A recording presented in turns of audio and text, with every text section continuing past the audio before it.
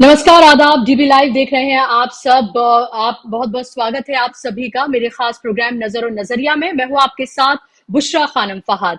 तो आज भारत जोड़ो यात्रा को 1 साल मुकम्मल हो गया है। इस 1 साल में बहुत कुछ बदला है। इस 1 साल में राहुल बदले हैं, इस 1 साल में देश बदला है, इस 1 साल में देश की सियासत भी पूरी तरीके से बदल गई है। जब 1 साल पहले राहुल गांधी ने यह बीड़ा उठाया था कि वो देश में मोहब्बत की दुकान खोलने जा रहे हैं, वो नफरत के खिलाफ एक ऐसी आवाज बनने जा रहे हैं जहां सिर्फ मोहब्बत की बात होगी, जहां भारत को जोड़ा जाएगा, जहां इंडिया को जोड़ा जाएगा, जहां इंडिया जीतेगा, भारत जुड़ेगा। तो लोगों ने बहुत सारे सवाल उठाए थे, खासतौर पर सत्ता पक्ष ने मजाक उड़ाया था, लेकिन राहुल गांधी ने बिना किसी के सुने अपनी आवाज को सुना और भारत जोड़ो यात्रा की उन्होंने शुरुआत की। 4000 किलोमीटर वो भारत जोड़ो यात्रा में चले, मुल्क के अलग अलग हिस्सों में गए, अलग अलग प्रांतों में गए, लोगों से बात की, हर तबके से जुड़े लोगों से बात की, महिलाओं से, बच्चों से, बुजुर्ग से,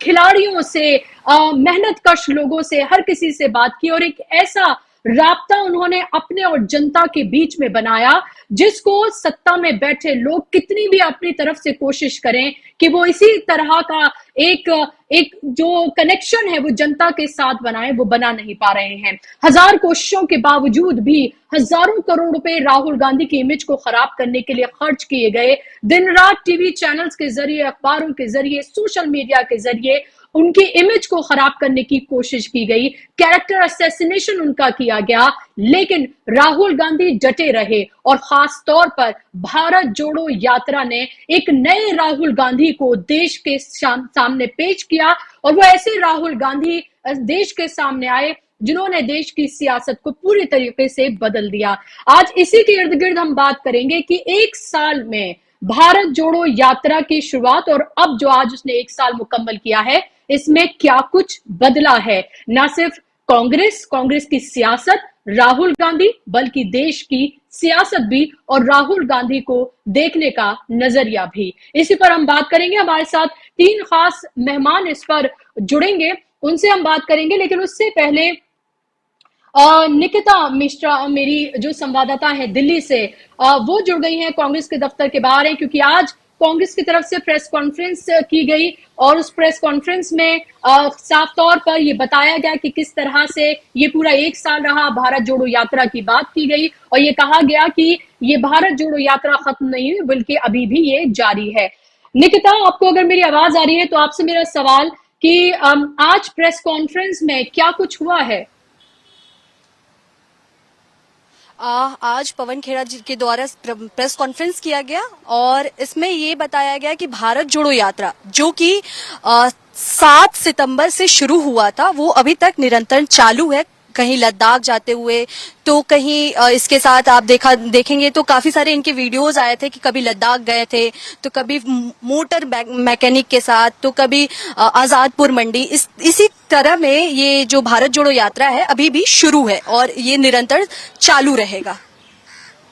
और इसी के साथ पवन खेड़ा ने ये भी कहा कि काफी जोर शोर से इसे रोकने की कोशिश की गई, काफी इसको परेशान किया गया, लेकिन ये रुका नहीं और इसको लेकर के विदेशों में इस पे पीएचडी की जाएगी और ये इस पे रिसर्च किया जाएगा कि आखिर राहुल गांधी के पास ये कौन सा मोटिवेशन था जो वो 4650 किलोमीटर पद यात्रा करने में मुकम्मल रहे। जी, बहुत शुक्रिया निकिता आपका इस जानकारी के लिए। तो निकिता मैं बता रही थी किस तरह से पवन खेड़ा ने जो प्रेस कॉन्फ्रेंस की, उन्होंने बताया कि निरंतर जारी है और लगातार आजादपुर मंडी से लेकर तमाम जगहों पर राहुल गांधी जिस तरह से लोगों से संवाद कर रहे हैं। अभी भी वो विदेश की यात्रा पर है, यूरोप वो गए हुए हैं, वहां पर भी वकीलों के एक समूह से मिलेंगे, छात्रों से मिलेंगे, प्रवासी भारतीयों की से उनकी वहां मुलाकात है। तो ये मुलाकात का सिलसिला देश और विदेश तक जो है वो जारी है। और आइए सुन लेते हैं कि पवन खेड़ा ने क्या कुछ कहा जब उन्होंने प्रेस कॉन्फ्रेंस की। ये एक तीर्थ यात्रा थी और ये तीर्थ यात्रा है। तीर्थ यात्रा कभी समाप्त नहीं होती। तीर्थ यात्रा हर यात्रा का प्रारंभ होती है, शुरुआत होती है, वो खत्म कभी नहीं होती। हम में से कई लोगों को ये सौभाग्य प्राप्त हुआ कि हम इस तीर्थ यात्रा का हिस्सा बने। कुछ राहुल जी की तरह पूरे 4000 किलोमीटर, कुछ मेरी तरह 1100-1200 किलोमीटर, कुछ विनीत भाई की तरह, कुछ संजीव की तरह, कुछ आप सब साथियों की तरह, लेकिन सबको ये अनुभव हुआ। आप सबको बहुत बहुत बधाई। और ये आपको हम वचन देते हैं, यात्रा के आदर्श, यात्रा की प्रेरणा, यात्रा के उद्देश्य निरंतरता में जारी रहेंगे। तो पवन खेड़ा को आपने सुना, तीर्थ यात्रा उन्होंने बताया भारत जोड़ो यात्रा को, और कहा कि तीर्थ यात्रा जो है वो कभी खत्म नहीं होती है बल्कि निरंतर वो जारी रहती है। और आप ये जनता पार्टी की नींदें किस तरह से उड़ी हुई हैं, क्योंकि उसके बाद आप ये देखिए कर्नाटका की जीत हासिल हुई, हिमाचल प्रदेश की जीत हासिल हुई, एक ऐसा गठबंधन बना जिसकी आशा शायद कभी भारतीय जनता पार्टी ने नहीं की होगी कि 26 दल, जिसमें 11 तो मुख्यमंत्री हैं, 26 दल एक साथ एक मंच पर इकट्ठे होंगे और इस तरह से एकजुटता दिखाएंगे। और उसके बाद से ही भारत जोड़ो यात्रा और इस गठबंधन के बनने के बाद से ही भारतीय जनता पार्टी की नींदें भी उड़ी हुई हैं। उसको समझ नहीं आ रहा है कि वो क्या करे, इसीलिए हर दिन एक नया शगुफा छेड़ देते हैं और फिर उसके बाद 2 दिन तक वो गुब्बारा फूला रहता है, फिर वो फूट जाता है, फिर कोई नया शगुफा छेड़ देते हैं। तो लगातार यही सिलसिला जारी है और इसी में देश को उलझा कर रखना चाहते हैं। लेकिन हमने सुना राजस्थान में गए हुए थे मल्लिकार्जुन खड़गे और वहां पर भी उन्होंने कटाक्ष किया भारतीय जनता पार्टी पर कि कैसे उन्होंने जोड़ तोड़ करके जहां जहां कांग्रेस जीती भी वहां से उन्होंने सरकारें उनसे छीन ली। मध्य प्रदेश का एग्जाम्पल दिया था उन्होंने, मणिपुर का और गोवा का एग्जाम्पल दिया था और फिर से उन्हीं मुद्दों की बात की जो जन सरोकार से जुड़े हुए हैं। लेकिन भारतीय जनता पार्टी अभी भी इंडिया बनाम भारत में जुड़ी हुई है, इंडिया को भारत से लड़ा रही है, मुगलों की बात करती है, अंग्रेजों की बात करती है, गुलामी की बात करती है, लेकिन 9.5 साल में उसने क्या किया क्या नहीं किया उसकी बात नहीं करती है। इसी पर आज हम चर्चा करेंगे। मेरे साथ 3 खास मेहमानों का पैनल जुड़ गया है जिनका तारुफ मैं आपसे कराना चाहूंगी। मेरे साथ डॉक्टर पूजा त्रिपाठी हैं, कांग्रेस से हैं, कांग्रेस की लीडर हैं, मेरे साथ वो जुड़ गई हैं। इसके साथ ही मेरे साथ जयंत जिज्ञासु हैं, आरजेडी के लीडर हैं, मेरे साथ जुड़ गए हैं और शिबा असलम फहमी साहिबा सीनियर जर्नलिस्ट मेरे साथ जुड़ गई हैं। तीनों मेहमानों का बहुत बहुत स्वागत, इस्तकबाल। शुरुआत पूजा आपसे करना चाहूंगी। 1 साल में बहुत कुछ बदला है।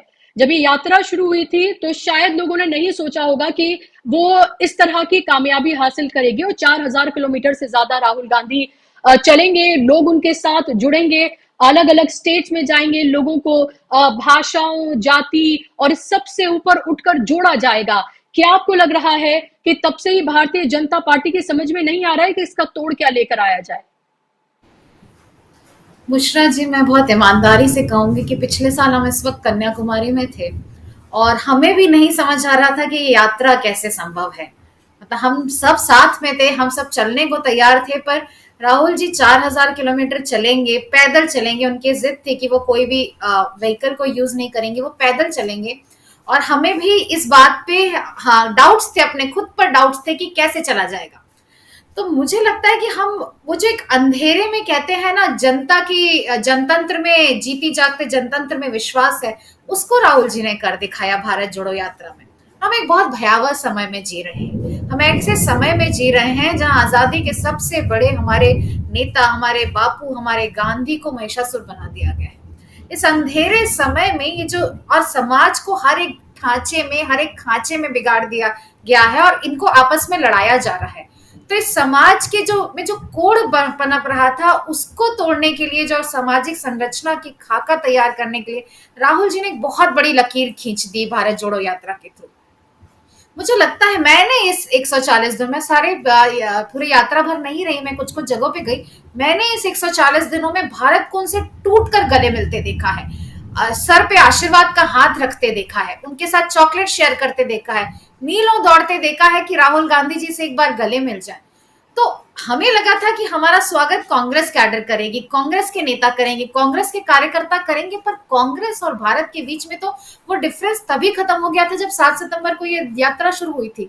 भारत का जो अकूत प्यार मिला भारत जोड़ो यात्रा को, वो हमारी विश्वास से, हमारी कल्पना से भी परे था। और ये बताता है कि जब इंसान सच्चाई, नेकनियत और ईमानदारी से कुछ करना चाहता है तो पूरा का पूरा पूरा समाज उसका इस्तकबाल करता है, पूरा उसके साथ आके खड़ा होता है।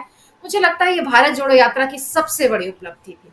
जहां तक भाजपा की बात है, वो पहले दिन से उसको डिमिस्टिफाई कर रहे थे, ये राहुल जी की रीलॉन्चिंग है। उन्होंने कहा, उन्होंने विवेकानंद जी को नहीं कहा टी शर्ट पे। पर एक टाइम के बाद भाजपा भी थक गई, क्योंकि भाजपा के पास भी इस इंसान के जज्बे, इस इंसान की जिजीविषा और इंसान की तपस्या के आगे कोई तोड़ नहीं था। वो सिर्फ वही फेक फैक्ट्री में लग गए। और मुझे लगता है भारत जोड़ो यात्रा, मैं कांग्रेस में पिछले 4-5 साल से हूँ, और मुझे लगता है कि ये मैं जितना लोगों से बात करती हूँ, सीनियर लोगों से, सब बताते हैं कि इतनी बड़ी यात्रा कभी हुई नहीं भारत में। तो ये एक ऐतिहासिक भी था, ये हमारे लिए भी बहुत मोमेंटस था। हमारे काडर को, हमारे कार्यकर्ताओं को इसने जितनी एनर्जी दी, मैं कहूंगी, वो अविश्वसनीय है। तो मुझे लगता है भारत जोड़ो यात्रा से राहुल जी ने एक बहुत बड़ी लकीर खींच दिया। मुझे 1 मिनट और दे, तो मैंने कहीं पढ़ा था, आजादी के ठीक बाद की बात है, नेहरू जी प्रधानमंत्री थे और राजेंद्र प्रसाद जी राष्ट्रपति थे। तो किसी ने डॉक्टर लोहिया से पूछा कि राष्ट्रपति बड़ा है कि प्रधानमंत्री, तो डॉक्टर लोहिया ने कहा था कि पंडित नेहरू इस देश में सबसे बड़े। तो इस देश में व्यक्तित्व की राजनीति होती है। तो इस यात्रा ने राहुल जी को जनमानस में उनके व्यक्तित्व को एक सर्वोच्च शिखर पे कह दिया। और मैं ये अतिरेक नहीं कह रही हूँ, ये मैं महिमा मंडन नहीं कह रही हूँ। मुझे आज भी याद है, कर्नाटका में मूसलाधार बारिश हो रही थी। बड़ी बात ये नहीं है कि उस मूसलाधार बारिश में बिना छतरी लिए राहुल जी भीगते हुए भाषण दे रहे थे। बड़ी बात यह है कि वहां हजारों की संख्या में कुर्सी की ओट लेके लोग सुन रहे थे। तो धारा के विरुद्ध अगर जनता को खड़े करने की कुवत में ये शख्सियत में झलकता है, तो वो राहुल जी में और ये भारत जोड़ो यात्रा से हुआ। तो मुझे लगता है भारत जोड़ो यात्रा हम सब के लिए, हमारे अंदर की यात्रा भी रही, बाहर की तो रही, हमारे अंदर की भी यात्रा रही। इन सब ने हमें एक बेहतर इंसान बनाया। हमने सुनना सीखा, हमने लोगों से जानना सीखा, हमने लोगों की कठिनाइयां सुनना सीखा। और यही आप देखेंगे तो कर्नाटका के हमारे मैनिफेस्टो में आया। वो जो हमारे 5 गारंटी आए, वो भारत जोड़ो यात्रा में राहुल जी जो कॉर्नर मीटिंग्स कर रहे थे, लोगों से सुन रहे थे, वो खुद कहा उन्होंने कैम्ब्रिज में कि एक समय के बाद उन्होंने बोलना छोड़ दिया। कुछ 10 दिनों के बाद उन्होंने सिर्फ सुना। और जो सुनने की ताकत होती है, उस इंसान को एक सुनने की ताकत ने 1915 से 20 में मोहनदास को महात्मा बनाया था। मुझे लगता है राहुल गांधी के लिए राहुल गांधी 2.0 रहा भारत जोड़ो। हम सब के लिए एक बहुत उत्साहवर्धक और बहुत मोटिवेटिंग यात्रा रही। बिल्कुल।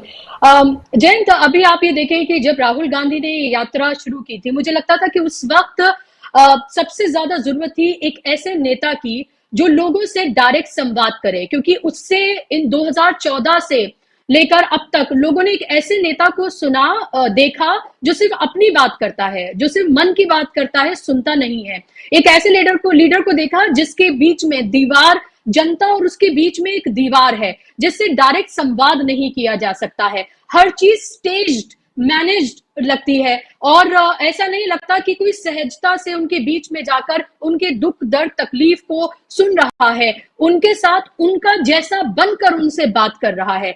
क्या आपको लग रहा है ये तमाम चीजें राहुल गांधी के पक्ष में गई? लोग भूखे बैठे हुए थे कि कोई ऐसा लीडर आए, उनसे संवाद करे, उनके साथ उनका जैसा बन के बात करे। जी, ये जो खुदाराई का दौर है, नार्सिसिज्म का दौर है, उसमें कोई नफीस, कोई ज़हीन और कोई इतना ही सहज व्यक्ति इस मुल्क को चला सकता है। और राहुल जी आज वही कर रहे हैं जो इस देश में किसी विपक्ष के नेता को करना चाहिए, और जनता उनसे उसी भूमिका की उम्मीद करती है। राहुल जी ने बेशक वह यात्रा खुद के आत्म परिष्कार के लिए ही नहीं की, बल्कि जो गांधी के लिए प्रोफेसर मणिंद्रनाथ ठाकुर कहते हैं, हमारे जेएनयू में पॉलिटिकल साइंस के प्रोफेसर हैं, वो कहते हैं कि गांधी के अंदर किसी भी शख्स से मोहब्बत करने की सलाहियत थी और किसी भी सूरत में संवाद करने का सलीका था उनके पास। इस देश में पद यात्राओं का भी एक लंबा इतिहास रहा है, और बहुत पहले बुद्ध से लेकर गांधी, श्री चंद्रशेखर और राहुल जी को देखें, और समाजवादी पार्टी में भी अभिषेक जी इलाहाबाद यूनिवर्सिटी के, वो सबका। तो पद यात्रा आपको निखारती तो है ही, लोगों से जोड़ती है। और जो कह रही थी अभी पूजा जी की, जिसको सुनना आता है वह दरअसल किसी के साथ हमदर्दी कायम कर सकता है। और हमने देखा है इस मुल्क में, पिछले 9-10 वर्षों से जिस तरह से मैस्कुलिनिटीज को चेरिश किया जाता है, वह तासीर इस देश की रही नहीं। और जितनी महान विभूतियां रही हैं आजादी के आंदोलन में, सबने चला है। आप आपने इस देश के दर्शन को देखा है, चढ़े हुए थी, चलते रहो, किसी भी सूरत में चलते। और शायद पर्सियन में कहते हैं कि हस्तम गर्मी रवम गर न रवम निस्तम, अगर रवानी है, हरकत है, तभी आप जिंदा हैं, अन्यथा आपके होने का कोई बहुत अर्थ नहीं रह जाता है। तो लोग बेचैन, लोगों के अंदर एक छटपटाहट, और कोई इलाका नहीं है, जीवन का कोई क्षेत्र नहीं है जहां लोग हैरान परेशान न हुए। उनके स्वत्व पर जिस तरह से कुठाराघात किया गया, और लोकतंत्र जिसको हम लोग कह रहे हैं उसका प्रबंधन लंबे समय से चल रहा है। पॉलिटिकल पार्टीज के अंदर लीडर्स और वर्कर्स के बीच जो एक राबता हुआ करता था, उसको भी दरका दिया गया। अब मैनेजमेंट के लोग चीजों को करते हैं, कोई ग्रास रूट से कोई बात उठ के नहीं आती कि यहाँ पर ये मसाइल है, इसको सुलझाया जाना चाहिए। तो मेरा ख्याल है कि इसी रास्ते इस मुल्क के स्पिरिट को महसूस किया जा सकता है, और आज सच में जमहूरियत की रूह नासाज हो चली है।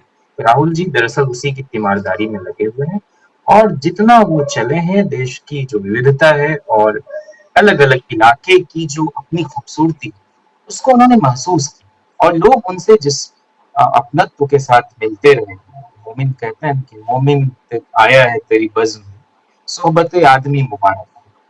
तो लोगों को ये लगा कि हमारा आदमी हमारे जैसा, कोई बनावट नहीं, कुछ भी ऑर्केस्ट्रेटेड नहीं, बहुत सहज स्फूर्त, स्वतः स्फूर्त भाव से वो होता चला गया। और ये जो अब फिर से उन्होंने चलने का एक संकल्प लिया है, उससे सिर्फ कांग्रेस पार्टी नहीं बल्कि भारत के अंदर जो कुछ हमने खो दिया है, वो कोई थ्रेड फिर से जुड़ सकेगा, और एकता के साथ लोग भाईचारा के साथ एक दूसरे से उसी मेल मोहब्बत के साथ शायद आगे बढ़ सकेंगे। ये ज्यादा बड़ा नुकसान होगा। चुनाव हारना और जीतना ये बड़ी घटना नहीं है, लेकिन जिस तरह से इस देश की जो मुश्तरका तहजीब है उसी पर रात दिन चोट होता रहे, तो वो एक इस तरह की क्षति है जिसको ठीक करने में शायद वक्त लगे, और उसी दिशा में वो आगे बढ़ रहे हैं। हम सब जितने विपक्ष के लोग हैं, लालू प्रसाद जी से लेकर तेजस्वी जी, सबने उनके इस मुहिम को न सिर्फ समर्थन दिया, बल्कि जितना संभव होगा अगर वो बिहार आते हैं तो भी उसी खुलूस के साथ उनको स्वीकार किया जाएगा। तो हम समझते हैं कि इस देश में ऐसे सहज नेता, बनावट से दूर नेता की ही जरूरत है, और ऐसे लोगों की एक लंबी फहरिस्त रही है। दुर्भाग्य से आज एक ही तरह के लोग, एक ही आदमी बार बार दिखाया जा रहा है, इसलिए लोगों को लगता है कि कहीं यही तो नहीं है। नहीं, ये हिंदुस्तान का सही मायने में नुमाइंदा नहीं है। हिंदुस्तान को बनाया नेहरू ने, गांधी ने, मौलाना आजाद ने, जाकिर हुसैन ने, इस देश को बनाया है अली बिरादरान ने, इस देश को बनाया है हसरत मोहानी ने, इस देश को बनाया है एस.एम. जोशी ने, मधु दंडवते ने, लीमय ने, इस तरह के लोग, लोहिया ने, किशन पटनायक ने, और किसका योगदान नहीं है। जब भी इस देश के किसी भी तबके के ऊपर ज्यादती हुई है, वो लालू प्रसाद खड़े हुए हैं, मुलायम सिंह यादव खड़े हुए हैं, शरद यादव ने इस देश में सामाजिक न्याय के प्रश्न को जिस तरह से उठाया, लालू प्रसाद ने जिस तरह से उसके लिए जद्दोजहद की, अगर आप एक ही तरह का रंग देखेंगे तो मेरा ख्याल है कि इस मुल्क के साथ आप ज्यादती करेंगे। चाहे कांग्रेस हो, समाजवादी लोग हो, हर धारा के लोग, वामपंथी साथी हो, सबने इसको सींचा है। लेकिन दुर्भाग्य से ये विपक्ष मुक्त भारत की ओर ये जो कदम बढ़ा रहे हैं, ये चलेगा नहीं। डॉक्टर लोहिया ने इस देश में विपक्ष को अगर नहीं खड़ा किया होता तो एक दलीय पद्धति आगे बढ़ती। तो नेहरू भी इस बात को, चाहे उन पर लाख उनका क्रिटिसिज्म हो, उसको कभी डिस्करेज नहीं किया। उन्होंने स्टेट मशीनरी का दुरुपयोग नहीं किया, उन्होंने प्रेस के फ्रीडम को कभी कर्टेल करने की कोशिश नहीं की, और इसीलिए लोहिया उनके खिलाफ ही जाकर लड़ते थे और उनकी आलोचना में क्या क्या नहीं कहते थे। लेकिन लोहिया को भी अगर कांग्रेस के साथी कभी कभार कुछ लोग अगर ये कहने लगते हैं कि फ्रस्ट्रेटेड थे, नहीं, लोहिया उस वक्त का जरूरी युग धर्म जो था उसको निभा रहे थे, और मैं समझता हूँ आज राहुल गांधी जी उसी भूमिका में और इसमें भी सराहे जा रहे हैं, और हम समझते हैं कि आगे और भी और एक तरह, जी बिल्कुल, बिल्कुल। और एक तरफ एक सियासत है जो सबको एक रंग में रंग देना चाहती है, एक जबान की बात करती है, एक रंग की बात करती है। दूसरी तरफ हमें देखें, चाहे विपक्षी तमाम दलों की बात करें, खासतौर पर राहुल गांधी की बात करें, तो वो बात करते हैं, हर रंग की बात करते हैं, हर तरह के फूल की बात करते हैं, हर तरह की जबान की बात करते हैं, और एक रंग में रंगने की कोशिश नहीं नजर आती है। शिवा जी, राहुल गांधी की सियासत को इस एक साल में खास तौर पर आपने कितना बदलते देखा है? खुद राहुल गांधी को आपने कितना बदलते देखा है?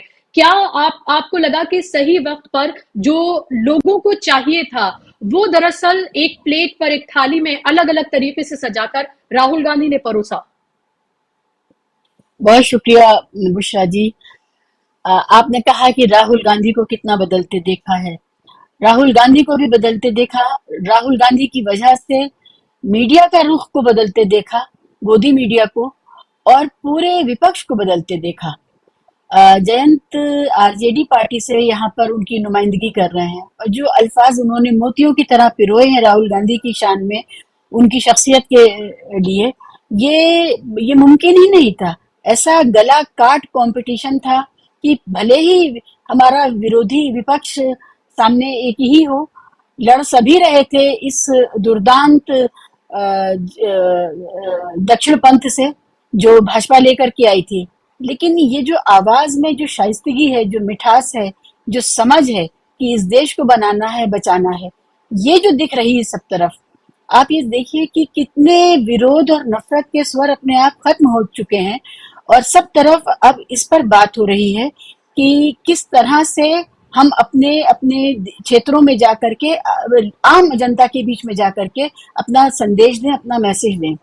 और सबसे ज्यादा जो अहम बात हुई है वो ये हुई है कि पूरी बीजेपी को एक कंफर्ट जोन से झिंझोड़ के बाहर खड़ा कर दिया है राहुल गांधी ने। वो अपने कंफर्ट जोन में थी, उनको लगता था कि उन्होंने जिस तरह से एक मेस्मराइज्ड जनता बनाई है जो चमत्कृत है उनसे, और बस उनके अलावा किसी को वो देखना नहीं चाहती, तो उस जनता के पास दोबारा जाना, 200 रुपए सिलेंडर के कम कर देना, और आगे भी जो मराहत, जो सहूलतें वो देने वाले हैं, वो इसी की देन है, वरना चुनाव तो इससे पहले भी आए थे। तो ये देखने की जरूरत है कि सबसे जरूरी बात कि नरेंद्र मोदी साहब का गॉड कॉम्प्लेक्स, कि वही भगवान है, हर हर मोदी। तो गॉड कॉम्प्लेक्स को बहुत सही उन्होंने ठीक किया है, और चोट लगाई है उस जगह पे कि आप जनता के बीच से निकले हुए, जनता के लिए काम करने वाले, जनता द्वारा चुने हुए एक नेता हैं। आप वापस आइए, आप अपने जो जो आप अपने आप को भगवान समझने लगे हैं, जो जनता आपकी मूर्तियां लगा रही है और जो जनता आपकी पूजा करने लगी है, उससे आप बाहर आइए और सच का सामना कीजिए, जो इस देश का सच है, जो जो आपने कमजोरी दी है इस देश को, जो नोटबंदी के तहत आपने पूरे समाज को, पूरे देश को कमजोर कर दिया, जो अलग अलग नीतियों के तहत आपने देश को कमजोर किया, और जो देश के सारे जो सरहदें हैं उनको आपने खतरे में डाला। तो ये सारा जो पूरा मामला जनता के सामने आना चाहिए था, वो इसके जरिए आया है। मुझे ये लगता है कि शमशान कब्रिस्तान के बजाय जुड़ेगा इंडिया जैसी बात कहने वाला नारा, और जिसमें सबके स्वर शामिल हो गए, अब जब इंडिया बन गया तो उसमें सबके स्वर शामिल हो गए विपक्ष के, ये हम सिर्फ एक साल पहले इसकी कल्पना नहीं कर सकते थे कि ऐसा कोई चमत्कार होने जा रहा है। ऐसा लगता था कि एक हारी हुई कांग्रेस है जिसके नेता हार चुके हैं, कोई जिम्मेदारी लेना नहीं चाहता। एक लंबा सिलसिला था अपने नेता को चुनने का, फिर उसमें चुनाव हुआ और चुनाव होकर के नेता चुना गया, और फेयर चुनाव हुआ, प्रॉपर तरीके से चुनौती दी गई जो खड़गे साहब को, और उसमें विपक्ष में और पक्ष में वोट आए, और उस चुनाव के बाद जो नेता उभर के आए, तो एक तो ये कि खड़गे साहब का तो भी मैं कहूंगी कि बहुत शानदार चुनाव हुआ, उनका आना मंजर आम पर। दक्षिण भारत से आते हैं, बहुजन समाज से आते हैं, 50 साल से ज्यादा का उनका तजुर्बा है। इन सब के साथ में जब एक बुजुर्ग पिता तुल्य खड़गे साहब के साथ जब युवा राहुल गांधी को काम करता देखते हैं और एक तारतम्य में देखते हैं, तो ये लगता है कि the house is in order.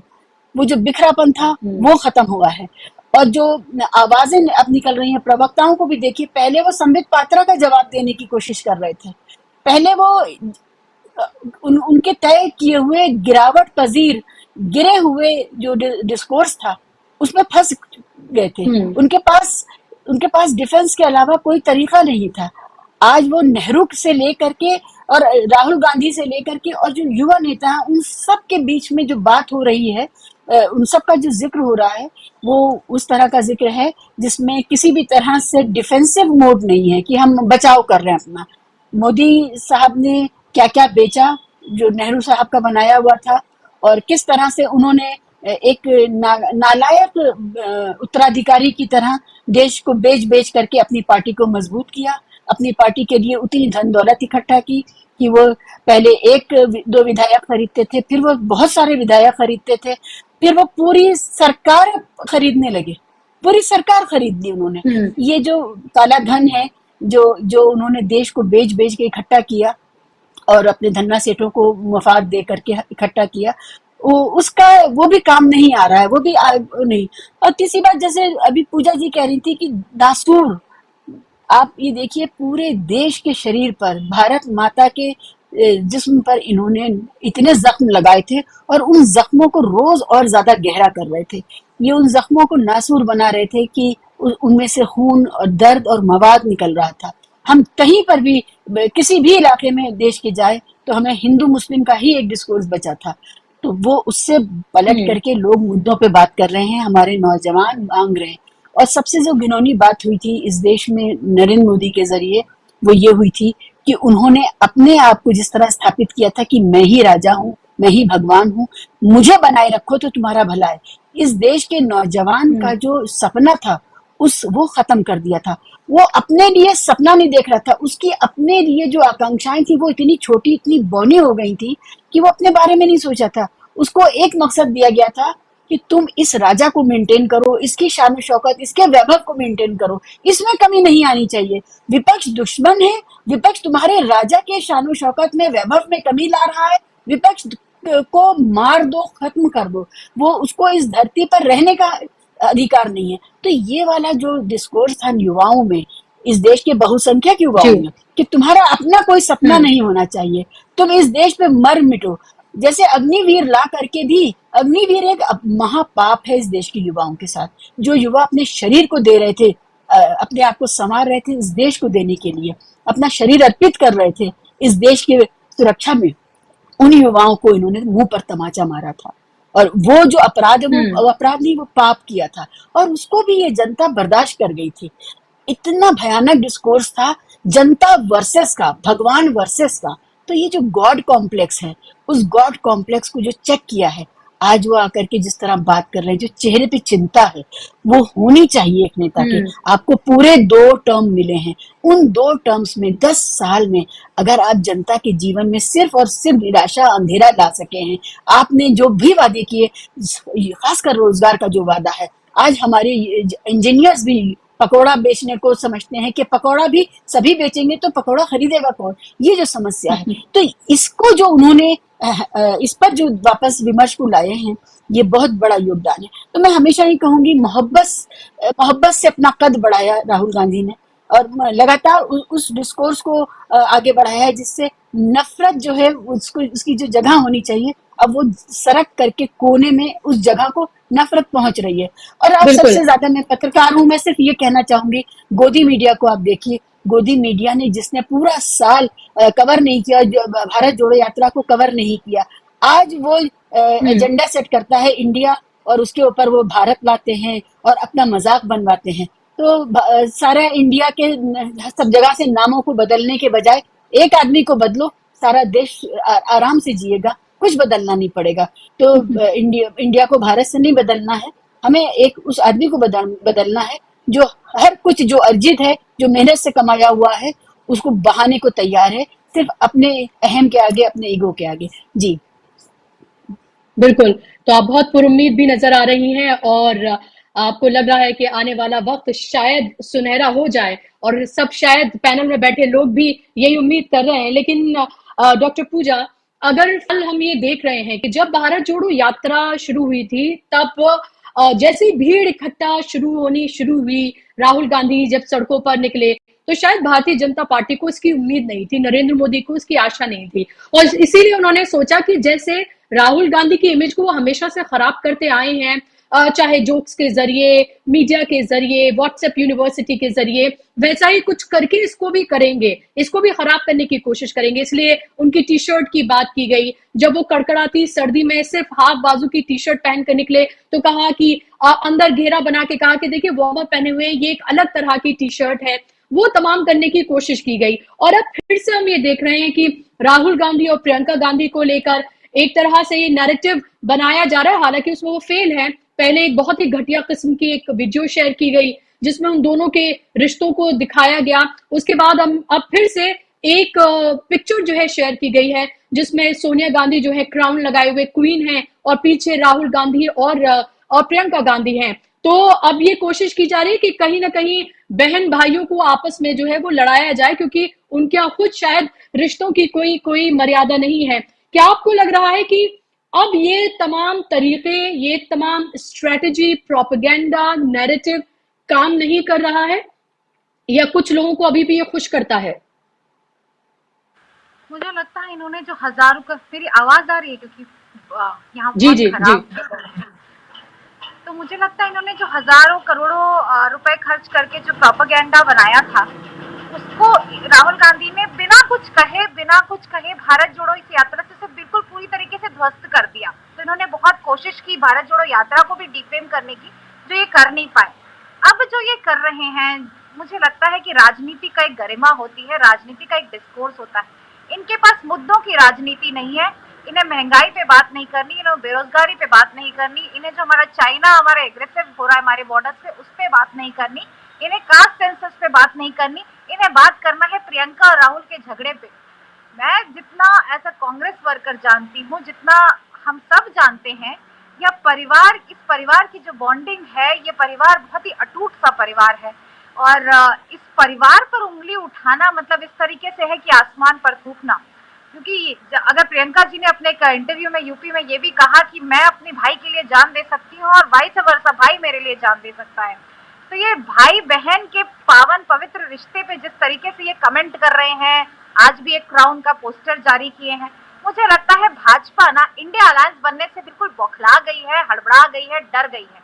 इन्हें लगता है कि अब ये कुछ भी करेंगे। ये अब 2 रुपए के ट्रोल की भाषा इस्तेमाल कर रहे हैं, जिसका मुझे लगता है जवाब देना भी नीचे उतरना है।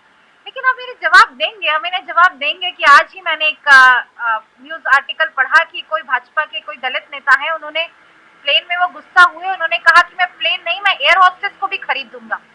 तो ये तो इनकी महिलाओं के प्रति रिस्पेक्ट है, ये इनकी महिलाओं के प्रति सम्मान है।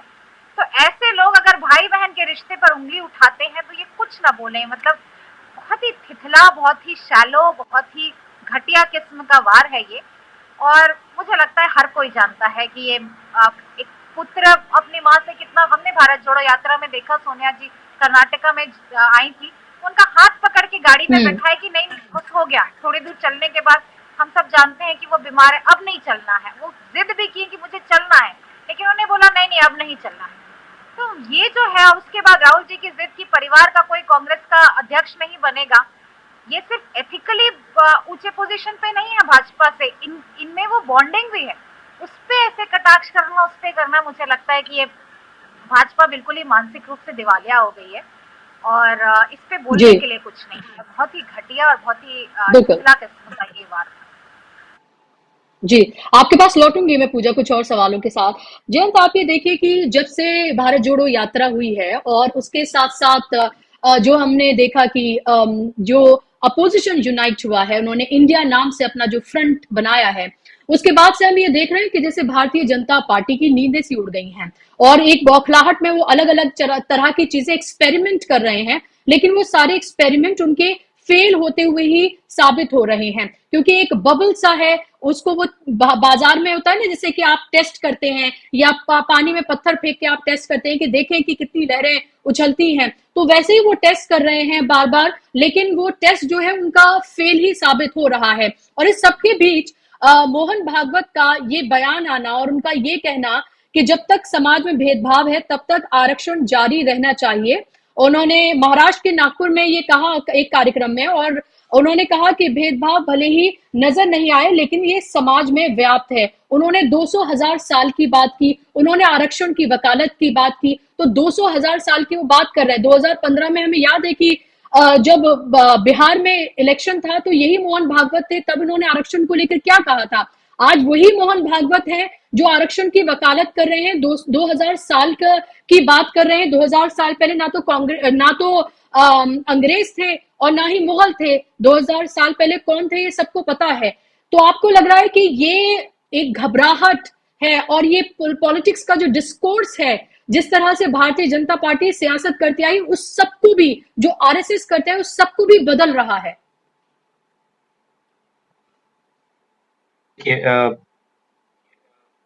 इस देश में भारतीय जनता पार्टी या उसके पहले जनसंघ और आरएसएस, उससे भी पहले, तो इनके लिए व्यक्ति बड़ा होता है। ये चमत्कार और अवतार में विश्वास करते हैं। कंसर्न बड़े नहीं होते, मुद्दे इनके लिए इश्यूज बड़े नहीं हैं, और इसीलिए समाज का उत्थान कैसे हो यह इनकी चिंता के केंद्र में कभी रहा नहीं।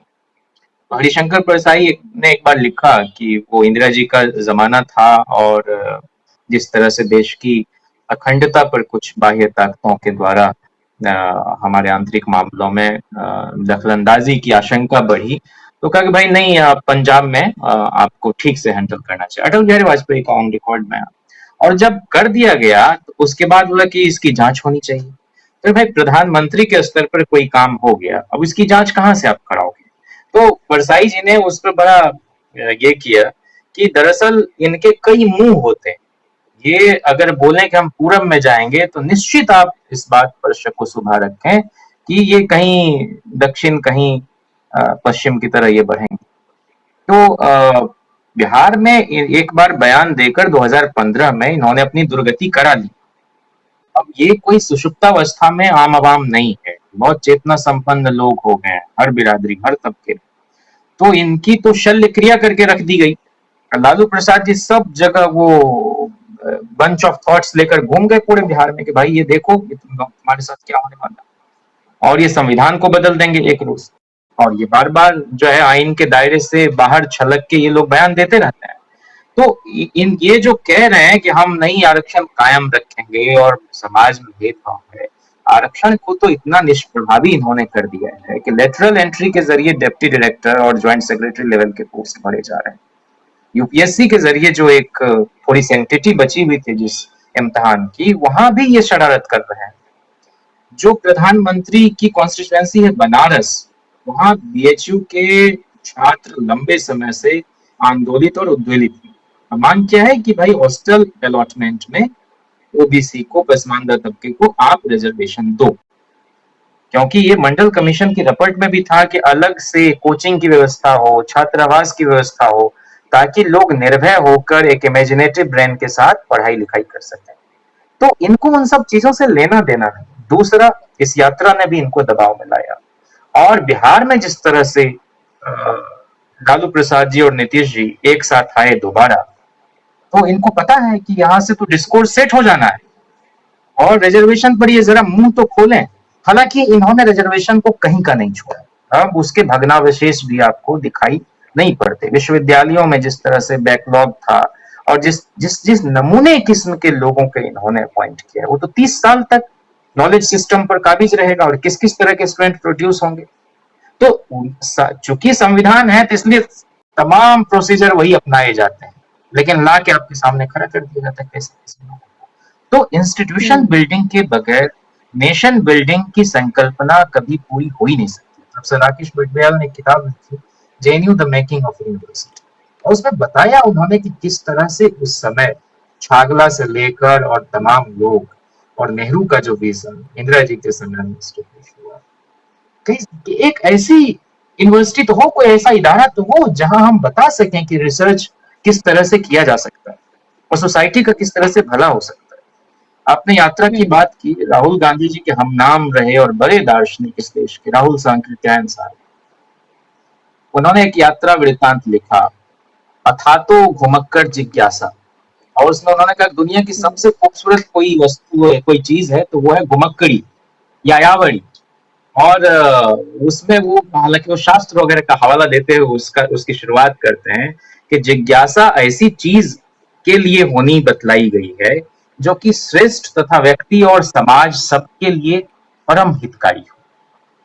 और राहुल जी की एक और विशेषता है कि उनको कभी ऐसा नहीं लगा 50 वर्ष से अधिक के जीवन में कि वो सब कुछ जानते हैं, एंटायर पॉलिटिकल साइंस की जैसे उनको समझता है। उनको इकोनॉमी में अगर किसी से जानना होता तो भाई दुनिया के सबसे बड़े अर्थशास्त्री से वो संवाद करते हैं, आपने देखा है।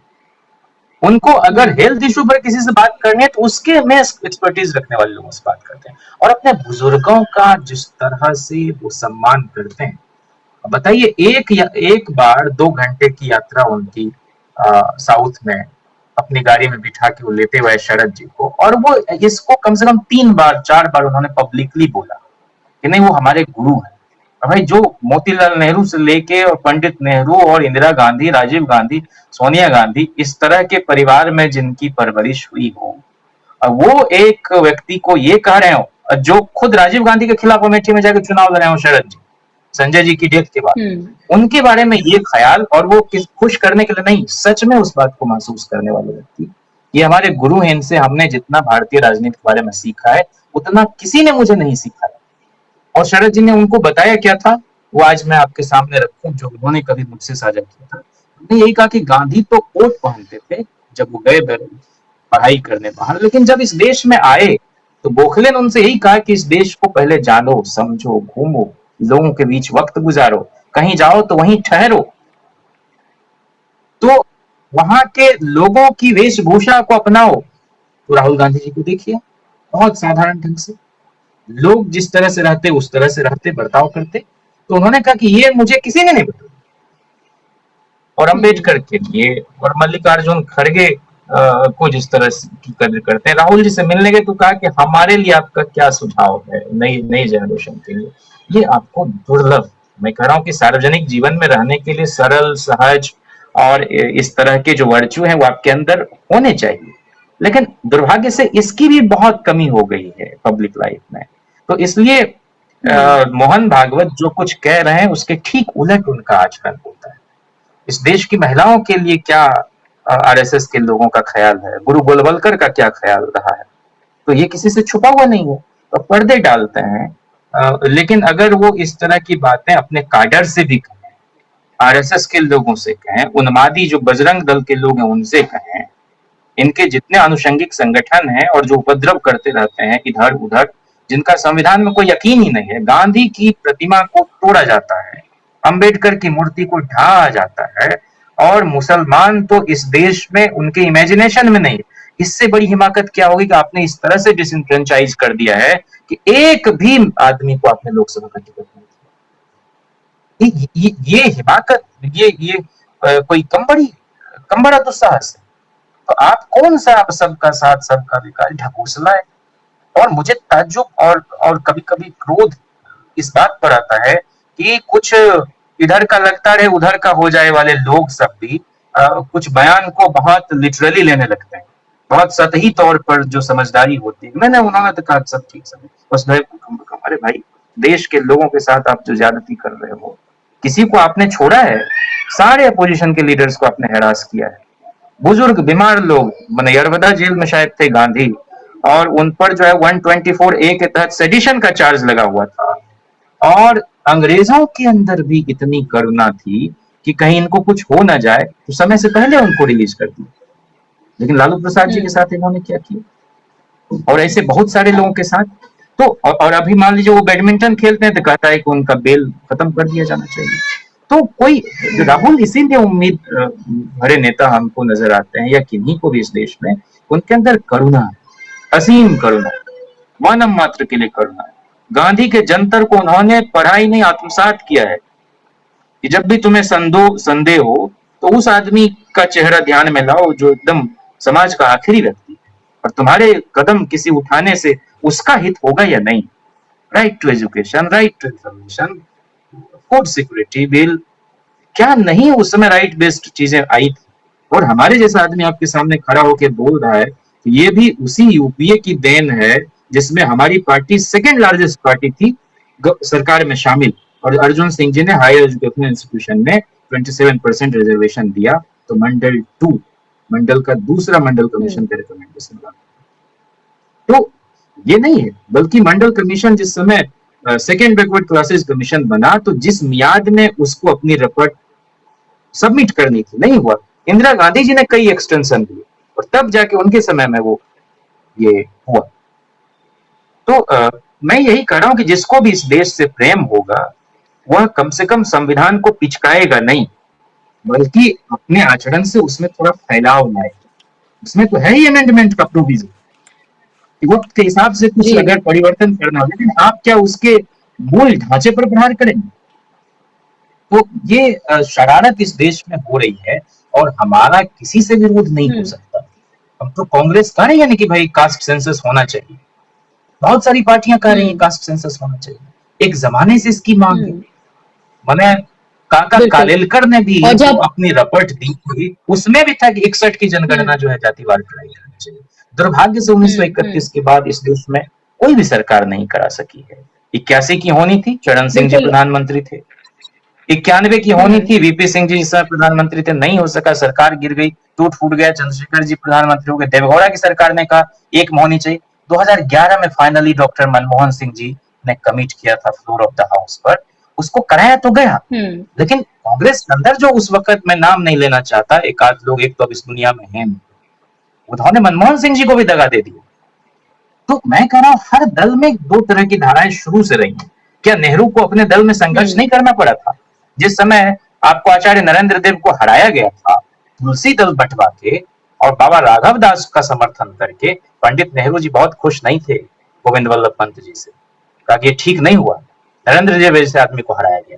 तो अपोजिशन में भी जो कायदे के लोग थे, नेहरू चाहते थे वो पार्लियामेंट पहुंचे। और अब ये कैसा नमूना वजीर आजम आ गया है कि जो अपने भी दल के लोगों को हैरास करता है, डिमोरलाइज करता है, और दूसरे दल के लोगों को तो करता ही करता परेशान है। तो भारतीय राजनीति अपने उत्कर्ष पर तब तक नहीं पहुंचेगी जब तक हम खुले मन से नहीं काम करें और अपोजिशन के लोगों को दुश्मन ना समझें। तो भागवत के झांसे में नहीं आना, उन्होंने रिजर्वेशन को डाइल्यूट कर दिया है और यही कह के पिछड़ों को भड़का के दलितों को ये वोट लिया कि हमको वोट करो, हम शासन सत्ता में आएंगे तो मुसलमान को टाइट करेंगे, रिजर्वेशन को डाइल्यूट करेंगे। और बहुत हद तक उन्होंने ये काम कर दिया। तो अब जो वो कह रहे हैं सिर्फ इसलिए कि जो इंडिया बना है उसकी मकबूलियत बढ़ती जा रही है, उसकी स्वीकार्यता बढ़ती जा रही है, लेकिन इसके झांसे में नहीं आएंगे लोग। सारे तबके के लोग इसको हटाने के लिए कुल मिलाकर बिल्कुल जाहिर सी बात है। और ये मजबूती जो है वो कहीं ना कहीं परेशानी का सबब बनी हुई है भारतीय जनता पार्टी के लिए भी। आरएसएस के लिए इंटरनल सर्वेज कराए जा रहे हैं और इंटरनल सर्वेज में साफ तौर पर ये दिख रहा है कि कम से कम आने वाले जो 5 राज्यों के चुनाव हैं उनमें हालत बहुत खस्ता है। 2024 भी बहुत दूर नहीं है और ये भी पता है कि जो तमाम पार्टियां एक साथ एक मंच पर आई हैं वो लोकसभा चुनाव के लिए ही आई हैं। उनको अलग अलग तरीके से डराने धमकाने की कोशिश है, तोड़ने की कोशिश है, लेकिन फिर भी वो मजबूती से खड़ी हैं क्योंकि इस आइडियोलॉजी का, इस नफरत का जवाब आपको इलेक्टोरल ही देना होगा। जब तक सत्ता परिवर्तन नहीं होगा तब तक कुछ भी नहीं हो सकता है और सत्ता परिवर्तन ही एक जरिया है। और इसीलिए इन पार्टियों ने अलग अलग आइडियोलॉजीज के होने के बावजूद भी अपने मफाद को साइडलाइन करके एक साथ आई हैं ताकि बदलाव किया जा सके। शिवा जी, जो एक आजजी, एक इनकिसारी जो नजर आती है, एक ह्यूमिलिटी जो नजर आती है राहुल गांधी में, और दूसरी तरफ एक अहंकार नजर आता है, एक अकड़ नजर आती है, मैं ही सब कुछ हूं, if not me then who. ये वाला सवाल जो बार बार पूछा जाता है, पूछा अलग तरीके से जाता है मीडिया के जरिए कि if not Modi then who. तो आपको लग रहा है इन सवालों के जवाब अब जनता के सामने क्लियर हो रहे हैं? आई एम नॉट सेइंग कि it's going to be a cake walk विपक्षी पार्टियों के लिए, राहुल गांधी के लिए, कांग्रेस के लिए, लेकिन कम से कम इस सिचुएशन में हम आ गए हैं कि नरेंद्र मोदी के माथे पर पसीना है, गला सूख रहा है, बॉटल खुल नहीं रही है, कंधे झुक रहे हैं, बात ठीक से मुंह से निकल नहीं रही है। आपने कहा if not Modi then who, anyone then Modi. जिस इंसान ने इस पूरे देश पे, जहां जहां हमने जो कुछ भी अर्जित किया था एक देश के तौर पे, एक नए राष्ट्र के तौर पे, हमें 75 साल भी नहीं हुए अभी राष्ट्र राज्य बने हुए, और ये जब आए थे तो अभी उसमें 9 साल आप घटा लीजिए, उस देश ने जितना कुछ कमाया था उसको जिस तरह बर्बाद किया, और जो सबसे ज्यादा बर्बादी इन्होंने लोगों की आपस में कराई। मैं अभी जयंत बात कर रहे थे कि किस तरह से दुश्मनी पैदा की विपक्ष में। मैं तो ये सोचती हूँ कि हिंदू अवाम को ये सोचना चाहिए कि सिर्फ 9 साल के इस दौर में इस आदमी ने हिंदू वर्सेस एवरीवन कर दिया है। Hindu Hindu versus Sikh, Hindu versus Muslim, Hindu versus Christian, Hindu versus Meitei, Meitei Kuki. जहां भी आप जाइए इस देश के बहुसंख्यकों को बाकियों का दुश्मन बना दिया है, और ये दिखा इस तरह का परिपाटी पैदा कर दी है जहां पर ये लगे कि हिंदू अब और किसी को देखना नहीं चाहता इस देश में, सब बाहर चले जाएं, हिंदू ये चाहता है, जबकि ये सच्चाई नहीं है। तो बहुसंख्यक समाज को ओवर प्रिविलेज देते हुए, जो बहुसंख्यक प्रिविलेज है, विशेषाधिकार है बहुसंख्यक होने का, वो देने की जो कोशिश है, और उसमें दिया भी क्या है, रोजगार नहीं दिया है, किसी और तरह की कोई मराहत, कोई सहूलत नहीं दी है, सिर्फ अपराध करने का अधिकार दिया है। अगर हिंदू युवा अपराध करे किसी ऐसे आइडेंटिटी के प्रति, कोई ऐसी पहचान के प्रति जो हिंदू नहीं है, या अपने आप को, आप ये देखिए यहाँ तक कि हरियाणा में जाट वर्सेस हिंदू कर दिया। हम सोच ही नहीं सकते थे, हमें तो, हमारे लिए जाट और हिंदू में क्या फर्क था, जाट वर्सेस हिंदू कर दिया। और ये आज नहीं, ये उस, मैं जाट आंदोलन की बात कर रही हूँ, जिस तरह से उसको क्रिएट किया गया, बनाया गया और चलाया गया। तो इस बार जब नूह में हो रहा था तो जाटों ने जिस तरह तय किया कि हम और बेवकूफ नहीं बनेंगे, हमें तुम हिंदू कब बनाते हो, जब तुम्हें मुसलमान से लड़ना होता है, वरना तुम जाट वर्सेस हिंदू करते हो। यही बात बहुजन समाज के लोगों ने पहचानी कि हमें आप तब हिंदू बनाते हैं जब आपको मुसलमानों से लड़ना होता है।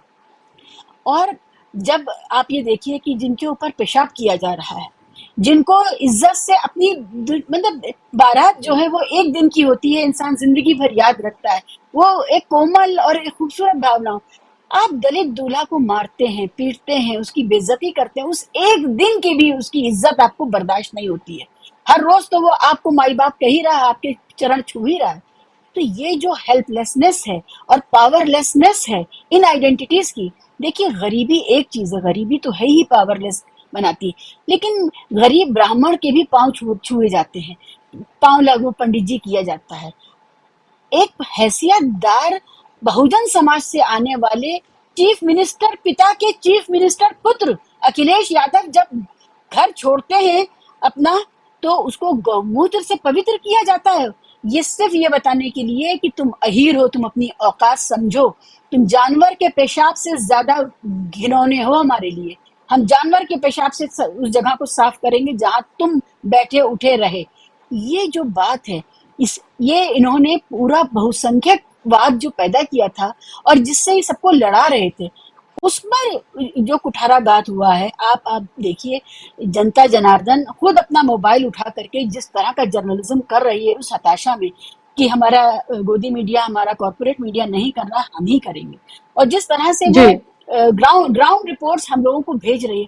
और मैं फिर वही कहूंगी कि ये जो अभी हम जयंत को सुन रहे थे, जो आरजेडी से आते हैं, ये बड़प्पन और ये दिल में गुंजाइश कि हमारा दल अलग भी होगा लेकिन हम अच्छाई को की सराहना करेंगे।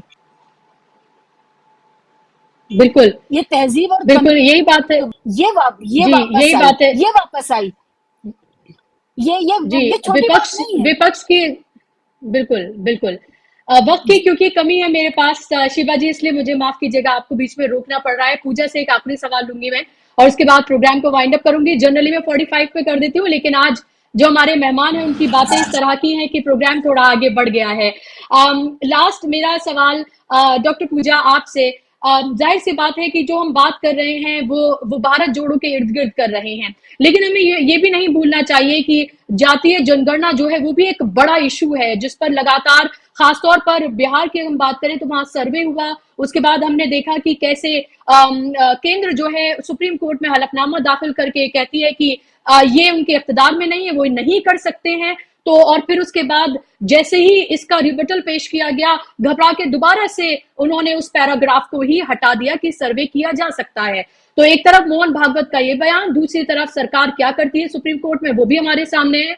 हम ये भी देखते हैं, अभी अभी 2-3 दिन पहले की तस्वीर है कि जूते में पानी डालकर किसी दलित समुदाय के जो शख्स है उनको पिलाया जा रहा था, कैसे पैर धोकर उनके पिलवाए जाते हैं, कैसे चारा चराने वाली जो गाड़ी है उनमें उनको डालकर काट दिया जाता है। ये सब हमारे देश में अभी भी हो रहा है और लगातार हो रहा है। वही एक तस्वीर हम ये देखते हैं कि मल्लिकार्जुन खड़गे जब राहुल गांधी के साथ होते हैं, क्योंकि दलित हैं, खुद बहुजन समाज से आते हैं, तो राहुल गांधी उनके पीछे पीछे चलते हैं और वो आगे आगे लीड लेते हैं। हम ये भी देखते हैं कि जब वो एक प्रोग्राम में होते हैं, बेहद खूबसूरत वो तस्वीर थी, सोशल मीडिया पे वायरल हुई कि कैसे बोतल का ढक्कन उनसे नहीं खुल रहा था तो उन्होंने ना सिर्फ बोतल को खोला बल्कि पानी को गिलास में पलटा और उन्हें दिया। ये जेस्चर्स होते हैं। क्या आपको लग रहा है कि इस तरह की सियासत से उन लोगों के दिलों में भी घर हो रहा है जिन्होंने अपने ऊपर हमेशा अत्याचार होते देखा है और अभी भी हो रहा है? देखिए बुशरा जी, जाति हमारे यहाँ एक सक्रिय व्यवस्था है। जाति सिर्फ एक अटैचमेंट या लेबल नहीं, ये सक्रिय व्यवस्था। अगर आप किसी के सर पर पेशाब करते हैं तो आप जानते हैं कि वो छोटी जाति का है। अगर आप किसी की बारात रोकते हैं, अगर आप किसी के भाई की हत्या करते हैं और उसकी माँ को निर्वस्त्र करके घुमाते हैं, तो ये जातीय दंभ और अहंकार में करते हैं। और जो इनकी नीयत में खोट है कि ये जातीय जनगणना नहीं कराना चाहते। मोहन भागवत चित्पावन ब्राह्मण है ना, तो वो अगर वो इतना ही आरक्षण को के फेवर में बयान दे रहे हैं तो संघ के अध्यक्ष किसी दलित को क्यों नहीं बना देते? ये आरएसएस नहीं करेगा। आरएसएस जो मनुस्मृति की वकालत करता था संविधान के खिलाफ, आज जो संविधान की वकालत कर रहा है। आरएसएस जो तिरंगा को अशुभ कहता था 3 रंग होने के कारण, वो जिन्होंने 52 साल तक तिरंगा नहीं फहराया, वो आज संविधान और तिरंगा की बात कर रहे हैं। मुझे लगता है कि सबसे पहले तो मोहन भागवत ही सरकार चला रहे हैं ना। देखिए सरकार तो एक मुखौटा भर है, आरएसएस चला रही है। आरएसएस को ये कि मैं सांस्कृतिक संस्थाओं, ये ढोंग छोड़ देना चाहिए। वो एक विशुद्ध राजनीतिक संस्था है। इनको सरकार से कहना चाहिए कि आप जातीय जनगणना करवाइए। जब आप जातीय जनगणना कराएंगे तब आप उनको न्याय के लिए चढ़ने के लिए सीढ़ी देंगे, आप उनको संसाधनों का डिस्ट्रीब्यूशन का हक देंगे। क्योंकि लोकतंत्र बहुतंत्र नहीं है। लोकतंत्र में हर आखिरी व्यक्ति, हर आखिरी दलित, हर आखिरी अल्पसंख्यक का उतना ही हक है जितना आपका और मेरा। तो इनकी तो नियत में खोट है, ये जातीय जनगणना नहीं कराना चाहते। और जहां तक राहुल गांधी की बात है, जयंत जी भी अभी कह रहे थे, मैंने राहुल गांधी जी में वो एक नेक नियति देखी है। कि एक छोटी सी बात है, अगर समय हो तो मैं बताऊंगी कि कर्नाटका में 80-85 साल की औरत आई थी दौड़ती हुई, काफी मीलों धूल चढ़ते हुए टेम्पो वेम्पो करके आई थी। वो 2 खीरे लेकर आई थी। उसने कहा कि इंदिरा गांधी ने उनको पट्टा दिया था जमीन का, उसने वो खीरे उगाकर अपने परिवार का पेट पालती है, कम से कम 85 साल की होंगी, और वो 2 खीरे लेकर आई थी। राहुल गांधी ने न सिर्फ उनसे लिया, उसे खाया, उनका पाँव छूकर शुक्रिया भी किया। तो मुझे लगता है कि ये जो है ना, आपको अपने जेस्चर से लीडर्स को वो करना पड़ेगा। जैसा अभी शिवा जी बता रही थी कि आप गोमूत्र से आप सफाई करवाते हैं। अगर हमारे पॉलिटिकल लीडर्स ही अगर इस चीज को आगे नहीं बढ़ेंगे तो पेशाब होते रहेंगे, बारातें रुकती रहेंगी, लोगों की हत्या होती रहेंगी। सबसे पहले तो पॉलिटिकल लीडर्स को जातियों को समझना होगा और जाति के ऊपर आना पड़ेगा। मल्लिकार्जुन खड़गे सिर्फ एक दलित नेता नहीं, वो जमीन से उभरे हुए नेता है। वैसे नेता है जिनका दिया गया था, जिनकी माँ की हत्या होगा कि वो यूनियन से उठे हैं। मल्लिकार्जुन खड़गे की आज जो स्थिति पोजीशन है कांग्रेस में, आज जो सम्मान और आज जो मान सम्मान पाते हैं, वो बिल्कुल इक्वल है। वो गांधी परिवार भी उनका उतना सम्मान करता है, हर कार्यकर्ता करता है। इनके तो इनके दिमाग में ही खोट है। मुझे लगता है आरएसएस की बात को इतना वो नहीं लेना चाहिए। ये सिर्फ हवा में रौ में बह रहे हैं। 2024 का चुनाव सामने है। ये सबसे पहले तो संघ में एक दलित अध्यक्ष बनाए, तब हम आगे बात करेंगे इनसे। बिल्कुल, और ना सिर्फ संघ में दलित अध्यक्ष बनाए बल्कि मंदिरों में भी जो कमेटियां होती हैं उनमें भी दलितों को शामिल करें। अगर वाकई में आरक्षण की बात करते हैं तो वहां पर भी आरक्षण दें। वहां तो उनको सीढ़ियों तक पर भी नहीं चढ़ने दिया जाता है। आम लोगों की बात तो छोड़ दें, प्रेसिडेंट के साथ अगर ऐसा हो सकता है और नई संसद का अगर उद्घाटन हो और वहां पुराने जो एक्स प्रेसिडेंट है उनको बुलाया जाए और जो मौजूदा है उनको ना बुलाया जाए, तो ये सब कुछ दिखाता है वक्त की कमी है। मुझे पता है हम सबके पास बहुत सारी बातें हैं, फिर इस टॉपिक पर हम बात कर सकते हैं। बहुत बहुत शुक्रिया आप तीनों मेहमानों का इस चर्चा का हिस्सा बनने के लिए, और आप तमाम दर्शकों का भी बहुत शुक्रिया इस पेशेंस के लिए। आप इतनी देर तक हमारे साथ जुड़े रहे। नमस्कार, आदाब।